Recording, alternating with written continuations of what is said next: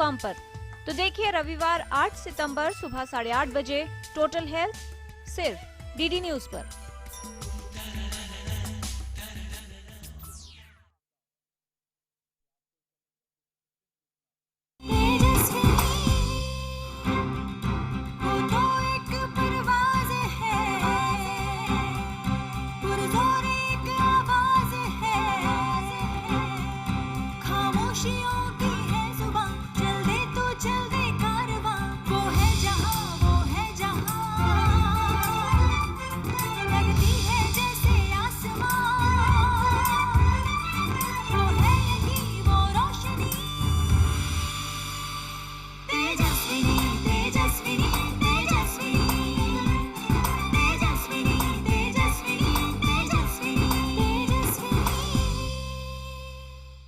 नमस्कार, तेजस्विनी कार्यक्रम में आप सबका स्वागत है। मैं हूं ममता चोपड़ा। शिक्षा वो रोशनी है जिससे जिंदगी के सारे अंधकार मिट जाते हैं। शिक्षा की वजह से जिंदगी को दिशा भी मिल पाती है। लेकिन शिक्षण संस्थानों को सही दिशा दिखाने का काम कर रही है हमारी आज की तेजस्विनी। हमारी आज की तेजस्विनी है प्रोफेसर नजमा अख्तर, जो जामिया मिलिया इस्लामिया की पहली महिला वाइस चांसलर हैं। जब सपने बड़े हों और हौसले बुलंद तो कोशिशों में भी जान आ जाती है। राहें कितनी ही दुष्कर हों, कभी हार ना मानने के जज्बे से मुश्किलें भी आसान हो जाती हैं। इसी साल अप्रैल में दिल्ली स्थित जामिया मिलिया इस्लामिया विश्वविद्यालय में कुलपति के पद पर नई नियुक्ति की गई। विश्वविद्यालय के 100 साल के इतिहास में पहली बार एक महिला को इस पद पर आसीन किया गया और ये महिला है जानी मानी शिक्षाविद प्रोफेसर नजमा अख्तर, जिनका पूरा जीवन शिक्षा के अभियान को ही समर्पित रहा है। अलीगढ़ मुस्लिम विश्वविद्यालय में पढ़ाई में गोल्ड मेडल हासिल किया, कुरुक्षेत्र यूनिवर्सिटी से डॉक्टरेट किया, कॉमनवेल्थ फेलोशिप के तहत आपने ब्रिटेन के वॉरविक विश्वविद्यालय से और पेरिस में institute for European environmental policy से डिग्री ली। यही नहीं, यूनेस्को, यूनिसेफ जैसी कई अंतर्राष्ट्रीय संस्थाओं के साथ भी बतौर कंसल्टेंट आप जुड़ी रही हैं। कई देशों के साझा अनुसंधान कार्यों में भी आप शामिल रही हैं। अलीगढ़ मुस्लिम विश्वविद्यालय में कंट्रोलर ऑफ एग्जामिनेशन की पोस्ट पर रहते हुए कई खतरे मोल लेते हुए भी आपने कई सुधारों को अंजाम दिया। Najma ji national institute of educational planning and administration यानी नीपा के साथ 15 सालों तक जुड़ी रही, जिस दौरान 130 देशों के अधिकारियों के लिए अंतर्राष्ट्रीय शैक्षणिक कोर्स बनाने के अभियान का नेतृत्व भी किया। देश में ट्रेंड शैक्षणिक प्रशासकों की जरूरत को आपने लगातार महसूस किया। शिक्षा के क्षेत्र में नियोजन और प्रशासन में 4 दशक तक का अनुभव रखने वाली जानी मानी शिक्षाविद जामिया मिलिया इस्लामिया की पहली महिला वाइस चांसलर श्रीमती नजमा अख्तर हैं हमारी आज की तेजस्विनी। तो आइए करते हैं मुलाकात प्रोफेसर नजमा अख्तर से। प्रोफेसर नजमा अख्तर, बहुत बहुत स्वागत है आपका। Thank you. नजमा जी, सबसे पहले आपको मुबारकबाद देना चाहेंगे क्योंकि न केवल जामिया मिलिया इस्लामिया बल्कि आप देश की सभी केंद्रीय विश्वविद्यालयों की अगर हम बात करते हैं तो उनमें पहली महिला वाइस चांसलर हैं और जामिया का तो क्योंकि 100 साल पूरे हो रहे हैं तो ये कह सकते हैं कि बहुत शुभ मौके पर आप इस पद पर सुशोभित हो रही हैं। कभी सोचा था कि ऐसा मुकाम हासिल करना है जिंदगी में? कभी नहीं सोचा था। पढ़ाती रही, हमेशा एडमिनिस्ट्रेशन करती रही, मगर ये नहीं सोचा था कि मुझे इस पद तक पहुंच पाऊंगी। मगर अप्लाई हमेशा करती रही और ये बाय चांस ऐसा है कि मुझे चुना गया और मैं यहाँ हूँ। I am grateful to God and to the government which has chosen me. यानी आपकी आंखों में सपना था कि कोई मुकाम हासिल तो होगा, लेकिन आप मेहनत करती रही कि जो मिलेगा सो मिलेगा। लेकिन एक ये जरूर बात उठती है ऐसे में, क्योंकि जब भी हम शिक्षाविदों की बात करते हैं, आप एक जानी मानी शिक्षाविद हैं और जब भी शिक्षाविदों की बात होती है तो ये होता है कि शायद बचपन से बहुत तेज होंगे ये पढ़ाई में, बहुत सीरियस होंगे पढ़ाई को लेकर। तो आप भी क्या बचपन से पढ़ाई का शौक रखती थी? हाँ, पढ़ाई के शौक रखती थी हमेशा से और हमेशा स्कॉलरशिप्स पे रही और जो बेस्ट स्कॉलरशिप्स इंडिया के हैं वो मुझे मिले, स्कूल में भी और बाद में भी। अच्छा। और इंटरनेशनल स्कॉलरशिप्स भी मिले जी। तो मुझे ये पता था कि मैं और टॉप वॉप करना कोई बड़ी बात नहीं थी, इसलिए ये मुझे पता था कि मैं पढ़ने में अच्छी हूँ। अच्छा, और वैसे भी गोल्ड मेडलिस्ट रही हैं आप अलीगढ़ जी। मुस्लिम यूनिवर्सिटी की भी। लेकिन आप अगर हम आमतौर पर देखते हैं तो लड़कियों के मामले में खास तौर पर ये माना जाता है कि भाई पोस्ट ग्रेजुएशन कर ली तो अब तो शादी कर लो, और शादी करने के बाद पढ़ाई होगी या नहीं होगी ये भी एक अनिश्चितता बनी रहती है। तो आपके मामले में भी ऐसी स्थिति आई आपके सामने? नहीं, ऐसा था कि जब ज़रूरत पड़ी कि अब शादी होनी चाहिए तो अपने पेरेंट्स की भी इच्छा देखनी पड़ती है और बाकी सिचुएशन भी, तो मैंने शादी के लिए हाँ कह दिया, मगर ये कभी नहीं सोचा कि मैं पढ़ाई नहीं करूँगी उसके बाद। अच्छा। और ये भी नहीं सोचा कि कोई मुझे रोक सकता है इसके लिए, और किसी ने रोका भी नहीं। यानी आपको आपके परिवार का भरपूर समर्थन मिला और आपने पढ़ाई की, क्योंकि जी। आपके अध्ययन की अगर हम फेहरिस्त देखें काफी लंबी फेहरिस्त है। आपने डॉक्टरेट के बाद कॉमनवेल्थ फेलोशिप ली, फिर आप विदेशों तक भी पढ़ाई करने के लिए गए। तो ये जो पढ़ने का जुनून है, कुछ करने का जुनून है, इसके पीछे किसकी प्रेरणा रही? प्रेरणा तो आदमी की अपनी होती है, मगर पेरेंट्स जो हैं इसमें इनकरेज करते हैं। मेरे फैमिली, मेरे फादर और मदर बहुत इनकरेजिंग थे, और हमेशा आज भी मेरी माँ हैं जो मुझे कहती हैं कि आगे आगे बढ़ते रहो, कुछ सीखते रहो। और उसके बाद मेरे हस्बैंड की प्रेरणा थी, मेरे भाई की, हर तरफ से प्रेरणा ही मिली, मेरे इन लॉज की भी, क्योंकि उन्होंने शादी के बाद मुझे कंटिन्यू करने दिया। यानी सबका सपोर्ट, सबका समर्थन जी। आपको मिला। अच्छा, आपने डॉक्टरेट तो बायो साइंसेस में की है, जी। लेकिन आपने उसके बाद देखें आपका करियर ग्राफ, तो आपने एक एडमिनिस्ट्रेटर यानी शैक्षणिक संस्थानों में प्रशासक कैसे होने चाहिए इस मुद्दे पर ही आपने सारा अपना ध्यान केंद्रित किया। तो ये बदलाव कैसे, क्या आप एडमिनिस्ट्रेटर ही बनना चाह रही थी? नहीं, इनिशियली मेरे पास 2 डिग्रीज हैं, एक उसमें साइंस में, बायो साइंस में, और एक एजुकेशन में। तो मैंने दोनों को का बैलेंस करके ही किया है। और हर टीचर जो किसी न किसी सब्जेक्ट को पढ़ाता है वो एडमिनिस्ट्रेशन के लिए भी तैयार रहता है। ये एक राइट कल्मिनेशन है एक हर टीचर का की सोच का, कि बहुत दिन पढ़ाने के बाद 27 साल से मैं प्रोफेसर हूँ, तो 27 साल के बाद अब क्या, तो ऐसा सोच होती है टीचर्स की। लेकिन आपने तो बहुत कह सकते हैं कि एक यंग एज से ही आपने स्टडीज में भी, कॉमनवेल्थ फेलोशिप में भी आप गई, तो आपने एडमिनिस्ट्रेशन इन एजुकेशनल इंस्टीट्यूशंस यही सब्जेक्ट्स आपने लिए। लेकिन आमतौर पर नजमा जी क्या होता है कि जब हम एक प्रशासक की बात करते हैं, एडमिनिस्ट्रेटर की बात करते हैं, तो एक जहन में एक छवि आती है कि बहुत कड़े अनुशासन वाला व्यक्ति और एक कड़क व्यक्ति होगा, लेकिन आप तो बहुत मृदुभाषी और बहुत विनम्र स्वभाव वाली महिला है। तो ऐसे में एक एडमिनिस्ट्रेटर की छवि, आप अपने आप को इस छवि में कैसे देखती हैं? अपने घर पे भी अपने बच्चों के साथ भी आदमी टोटली कड़क होके नहीं रह सकता, उसको दोनों तरफ से बैलेंस करना पड़ता है। और दूसरे हमारे पास जो एक अब तक की जो छवियां हैं वो मर्दों की हैं। एक एडमिनिस्ट्रेटर आप सोचेंगे तो सोचेंगे कोई स्ट्रॉन्ग और बहुत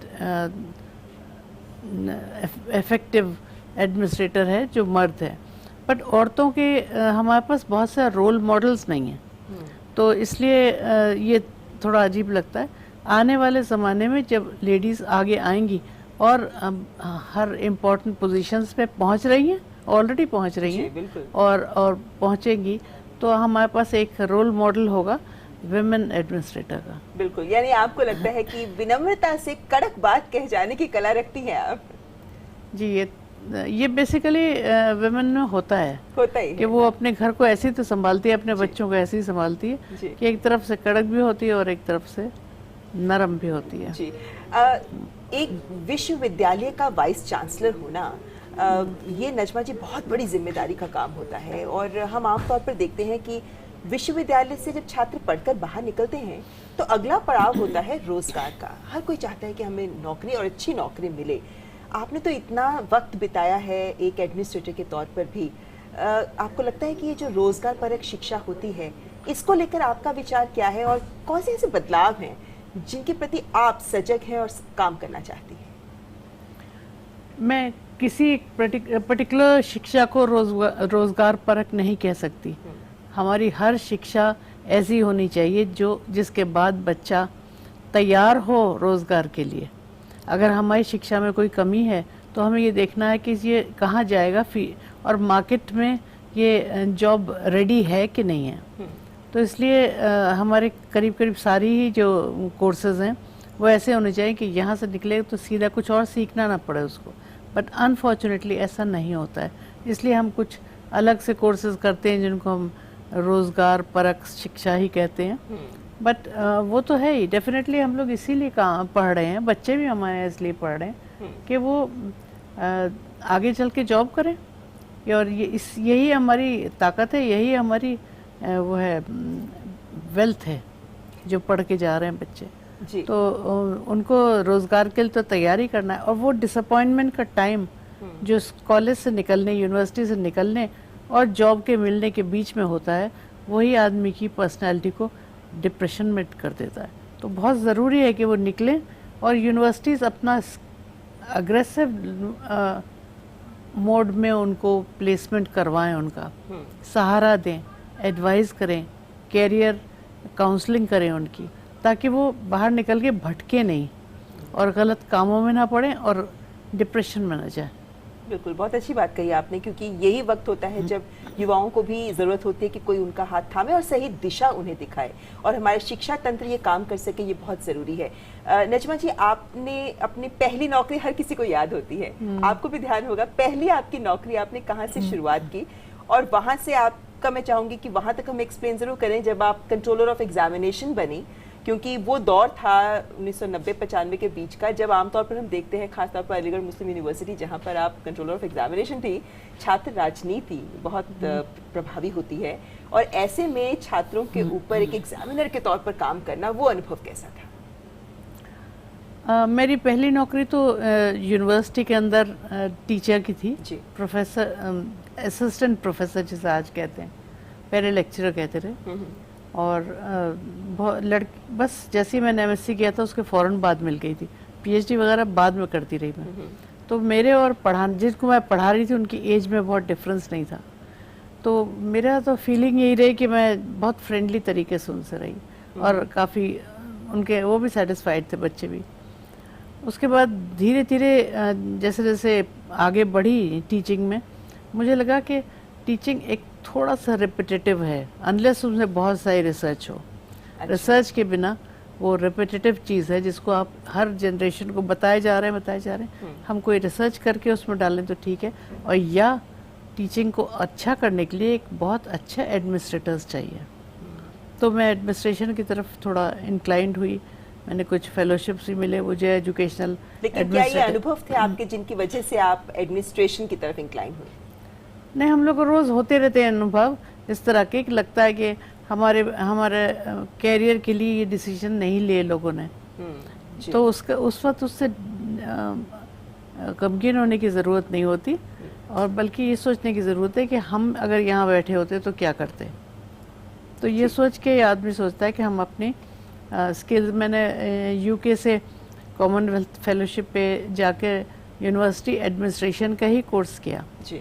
तो वहाँ पे जाके मुझे लगा कि हम लोग बहुत कंफर्टेबल जोन में हैं अभी इंडिया में, फुल्ली फंडेड हैं यूनिवर्सिटीज़ में, और इसलिए हमारे टीचर्स या हमारे एडमिनिस्ट्रेटर्स ये कोशिश नहीं कर रहे हैं कि हम किस तरह से यूनिवर्सिटी को एक ऐसी जगह पे ले जाएं जहां हम सिर्फ स्पून फीडिंग पे ना बैठें, हम खुद भी कुछ कमा सकें अपने इंस्टीट्यूशन के लिए। वो नई सोच वहाँ थोड़ी सी आई, और उसकी ज़रूरत आज तो बहुत ही पड़ रही है।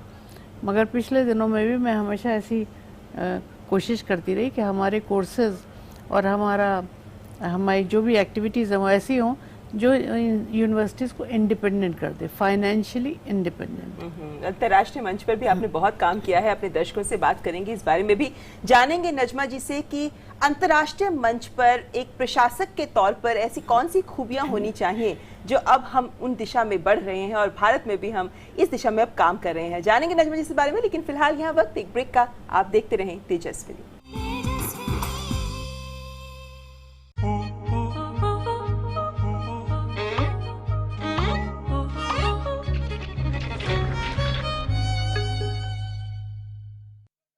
पक्की होगी बुनियादें तो हंसे हिंदुस्तान होगा।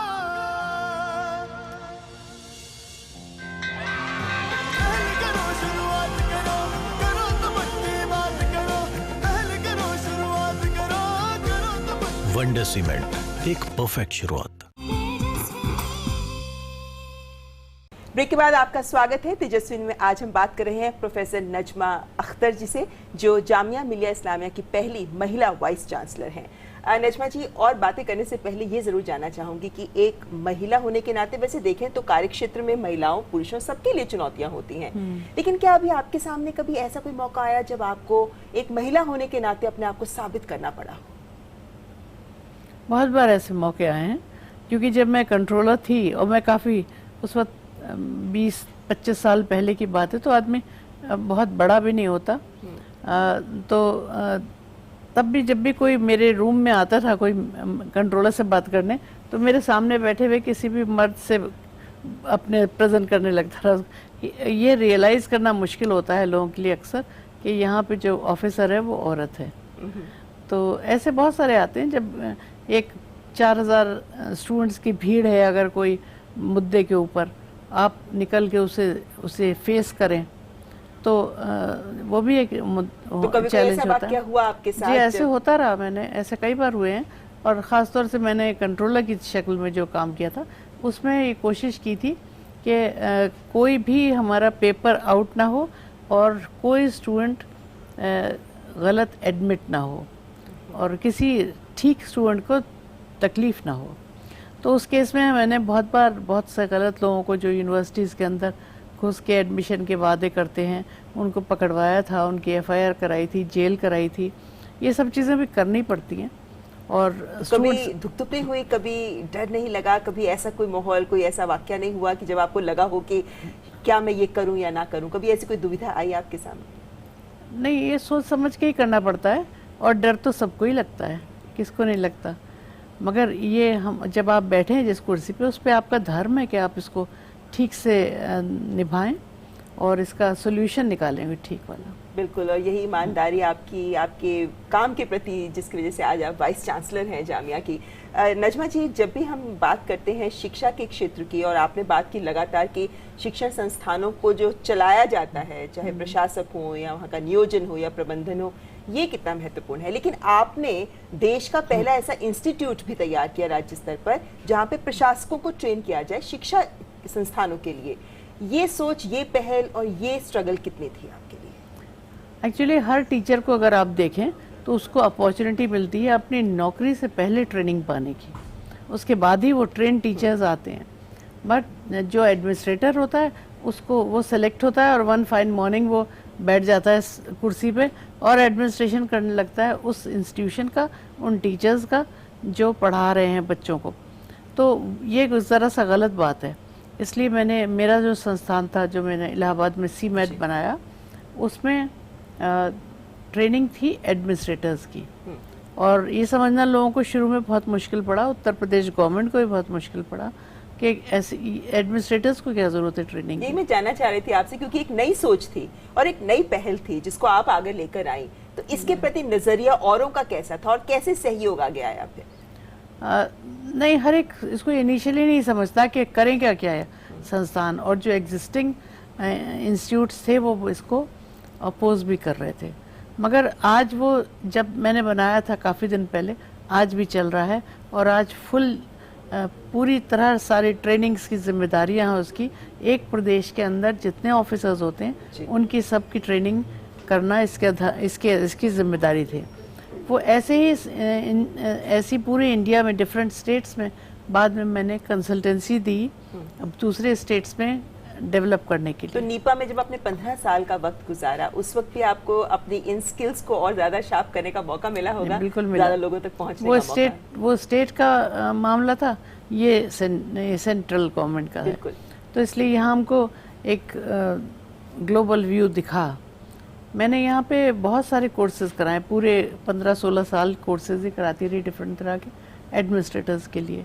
उनकी रिसर्चेस भी करी हैं, एडमिनिस्ट्रेटर्स को क्या प्रॉब्लम्स आती हैं, कहाँ पे हम अपनी पॉलिसी को चेंज करें, और साथ ही इनका एक्सपोजर, जो यहाँ के दिल्ली में के एडमिनिस्ट्रेटर्स हैं उनको साउथ इंडिया देखें और बाहर भी देखें दूसरे कंट्रीज़। साथ ही हमने एक बहुत बड़ा प्रोग्राम चलाया कि साल में 3 प्रोग्राम्स ऐसे होते थे जिनमें फॉरेन एडमिनिस्ट्रेटर्स आते थे और हमारे साथ 6 महीने 2-3 महीने 1 महीना इस तरह के प्रोग्राम्स थे उनके, क्योंकि जो मिडिल लेवल के थे वो 6 महीने रहते थे हमारे साथ और न सिर्फ सारी स्किल सीखते थे एडमिनिस्ट्रेशन की, बल्कि इंडिया में कैसे चल रहा है वो दिखाते थे और हम बहुत प्राउडली बताते थे, क्योंकि इंडिया बहुत सी कंट्रीज से अच्छी तरह देख करता है काम। जी जी, तो ऐसे में अंतर्राष्ट्रीय मंच पर आपने यूनिसेफ और इन अंतर्राष्ट्रीय एजेंसीज के साथ भी, यूनेस्को के साथ भी आप कंसल्टेंट के तौर पे काम कर रही जी, हैं। करती रही। तो क्या कुछ ऐसी समग्रता आप देख सकते हैं कि हम अंतर्राष्ट्रीय स्तर पर जो खूबियां हैं उनको अपने देश में भी ला पाई हैं? क्योंकि एक प्रशासक को शिक्षण के साथ जोड़ना, इसमें आपका रोल वाकई सराहनीय रहा है और देश ने शायद बहुत उसका लाभ भी उठाया है।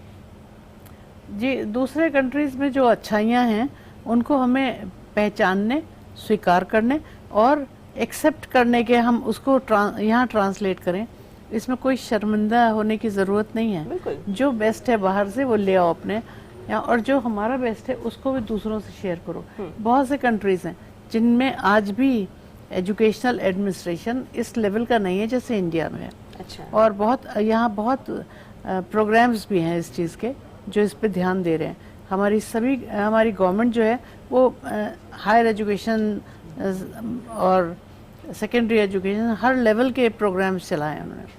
और नीपा से जैसे नेपाल था फॉर एग्जांपल, नेपाल के पास बहुत सारी चीज़ें नहीं थी, तो उन्होंने हमसे एक MOU किया और 1 साल तक का प्रोग्राम चलाया जिसमें उनके लोग जो एडमिनिस्ट्रेटर्स थे वो अपने लिए खुद बना सकें कि हमारे प्लान्स क्या होंगे 1 साल के, और उसके ऊपर अमल कर सकें। यानी आपने विकसित विकासशील देशों के साथ मिलकर बहुत काम किया है। लेकिन नजमा जी, जब कहते हैं ना वो सिर्फ पढ़ाई करते रहो तो वो भी ठीक नहीं है, थोड़ी खेल थोड़ी मस्ती भी जिंदगी में होनी चाहिए। तो नजमा जी के लिए शिक्षा से हटकर और ऐसी क्या खास बातें हैं जिंदगी में जो बहुत अहमियत रखती हैं? बहुत सा टाइम जो मुझे नहीं मौका मिलता अदरवाइज, बहुत सा टाइम अपने फैमिली के साथ गुजारना, उनके साथ कहीं जाना, घूमना, और अपने पूरे जो लाजब परिवार है उसको भी विज़िट करते रहना, ये मुझे पसंद है। और बहुत सारी चीज़ें, फिल्म देखना, नॉवेल्स पढ़ना, और बहुत चीज़ें हैं। यानी ऐसे बहुत से और काम हैं जिनसे। अच्छा, आप म्यूजिक का शौक रखते हैं? जी, बहुत। कौन है आपके फेवरेट सिंगर्स? बहुत सारे हैं। मेनली तो मैं बॉलीवुड के भी गानों को सुनना बहुत पसंद करती हूँ। मेरे रिलैक्स करने का तरीका वो भी है। क्या बात है। आमतौर पे कामकाजी महिला के सामने जो एक सिचुएशन रहती है, स्थिति रहती है, वो ये होती है कि भाई अपने काम को अपने घर के बीच में एक संतुलन बनाए कैसे रखें। तो ये मुश्किल कभी आपके सामने भी आई होगी, कैसे उससे आपने पार पाया? मुझे बहुत सा सहारा भी मिला और मेरे हस्बैंड बहुत कोऑपरेट करते थे इसमें। बहुत सारी चीज़ें जो मैं नहीं कर पाती थी वो वहाँ घर पे वो भी देख लेते थे। और मेरी मदर, मेरे फैमिली वाले लोग सभी कोऑपरेट करते थे, और थोड़ा बहुत बाहर से लोगों को रखते थे, बच्चों को क्रैश में ले आके छोड़ते थे, इस टाइप की चीज़ें होती थी। तो वो वक्त गुजर गया। अब तो मतलब वो स्ट्रगल आपने भी देखी है जो सब महिलाओं के सामने एक हालात। अक्सर ये भी होता है कि जो लोग बच्चों के पालने के वक्त घर पे रहते हैं और बाद में जब आते हैं काम करने तो वही फील करते हैं कि आप तो वहाँ पहुँच गई और मैं यहाँ रह गई। तो मैं भी उनसे कहती हूँ मैंने कुछ मिस तो किया ना लाइफ में, जो तुमने एंजॉय किया। नजमा जी, अब आप आगे क्या करना चाहती हैं? ऐसा कौन सा सपना है जो आपको लगता है मेरे को अभी पूरा करना है, या कोई लक्ष्य जो आप हासिल करना चाहती हैं? मेरे कैरियर ग्राफ को देख के लगता है कि मैंने बहुत प्लान करके किया होगा। मैं हमेशा जैसे भी मौका होता है और जो सामने आता है वो कर लेती हूँ। ये VC का जो पद है ये भी मैंने कोई प्लान नहीं किया था। हाँ, अप्लाई किया था जस्ट टू फाइंड आउट कि क्या हमारे देश आज इतना तैयार है कि किसी महिला को बना देगा VC। अच्छा। ये चीज़, और अगर मुझे नहीं बनाया तो नहीं तैयार है। So it's not my fault. जी, लेकिन मैं आपसे ये भी जानना चाह रही हूँ क्योंकि बेटियों की शिक्षा, कहते हैं ना पढ़ेंगी बेटियां तो बढ़ेंगी बेटियां, ये मसला भी आपके दिल के करीब है क्या? क्योंकि अभी जामिया में भी हमने देखा कि 36% ही लड़कियां हैं जो वहाँ पढ़ती हैं। बहुत करीब है। ये मेरा एक सपना अगर आप कहें जामिया में आने के बाद, मैं जामिया के ही सपने देखती हूँ इस वक्त तो जब तक मैं यहाँ हूँ, और तो इसलिए लड़कियों को बढ़ाना, लड़कियों को पढ़ाने भेज रहे हैं आज आज वो ज़माना नहीं रहा जब माँ बाप रोकते हों, मगर दे वांट कि हमारे बच्चे जो हैं वो सेफ हों। वो लड़कियां जो एडमिशन ले लें हमारे यहाँ और उनको रहने की जगह ना मिले, तो फिर ये उनको ये मुश्किल होता है पेरेंट्स के लिए कि वो इसे छोड़ के जाएं। दूर दूर से आ रही हैं और मैं पूरे इंडिया से लड़के लड़कियां ले रही हूँ। ऐसा नहीं है कि खाली एक लोकेशन के, हमारे एडमिशन टेस्ट पूरे इंडिया में होते हैं। आपने कहा कि मैं जामिया के सपने देख रही हूँ आजकल, जी, जी। तो जामिया के लिए अब चलते चलते आखिरी सवाल है ये कि जामिया के लिए अब आपका क्या सपना है? एक सपना है कि यहाँ पे एक मेडिकल कॉलेज खोला जाए, क्योंकि हमारे पास प्रैक्टिकली हर चीज़ है। हमारे पास बहुत सारे हॉस्टल्स खोले जाएं और जो कुछ भी है, क्योंकि जामिया तो ऑलरेडी बहुत अच्छा इंस्टीट्यूशन है, इट्स टू गुड। हम 12वें नंबर पे हैं NIRF में, जो कि नेशनल ग्रेडिंग है, मगर 12वें से ऊपर 11 और 10 9 तक पहुँचे। हमें ये सपने देखने के लिए जो इनकरेज किया है वो हमारे प्रधानमंत्री जी ने, जो उनसे मैं मिलने गई थी, रिक्वेस्ट करने गई थी कि मैं ही नहीं, जामिया का हर आदमी चाहता है कि एक मेडिकल कॉलेज खुल जाए। तो उन्होंने कहा कि ज़रूर खुलेगा और सपोर्ट दूंगा मैं इसमें। और मैंने ये भी कहा कि मेरे सामने स्टार्ट हो जाए, बाकी कोई और पूरा कर देगा। उन्होंने कहा नहीं, आप ही शुरू करिए, आप ही ख़त्म कीजिए। क्या बात है। तो सब मिलके अब जामिया वाले ये सपना देख रहे हैं, साथ ही अपने जितने भी नए नए कोर्सेज खुल रहे हैं उन सब के टाइमली एडमिशन्स, टाइमली हर चीज़ पढ़ाई। और हमारे यहाँ के टीचर्स बहुत अच्छे हैं जी, इसीलिए हमारी, यानी अब हम समझ सकते हैं कि पूरी तरह से जामिया को एक बेहतर स्वरूप देने में जुटी हुई हैं आप। यहाँ पर यही कहना चाहेंगे नजमा जी की जो सपने आप देख रही हैं वो भी पूरे हों और जिस जज्बे के साथ आप काम कर रही हैं ये जज्बा भी हमेशा बरकरार रहे। बहुत बहुत शुक्रिया हमसे